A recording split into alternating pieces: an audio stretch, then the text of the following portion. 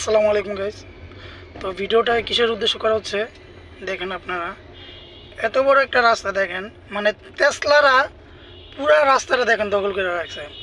এখান দিয়ে 3টা গাড়ি যাতায়াতের কথা, সেই জায়গায় দেখেন শুধু একটা লেন খোলা রেখে এই যে দেখেন, মানে পুরা রাস্তাটা ওরা দখল করে রাখছে। প্রত্যেকটা স্টেশনে এরকম করে ওরা গাড়িগুলো রাখে। তো ভিডিও করার উদ্দেশ্য হলো এটাই আমার।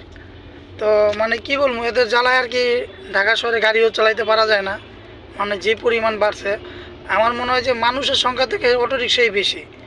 তো দেখেন এই যে মানে পুরো একটা রাস্তাটা দেখেন, মানে ডান পাশে বলেন বাম পাশে বলেন শুধু একটা রাস্তা, যে একটা গাড়ি শুধু যেতে পারে, একটা মানুষ যে পাশ দিয়ে হেঁটে যাবে সেই জায়গাটুকু মানে ওরা রাখে না।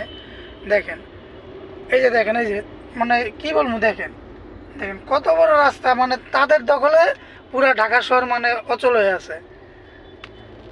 তো ভিডিওটা সবাই শেয়ার করবেন, সবাইকে দেখার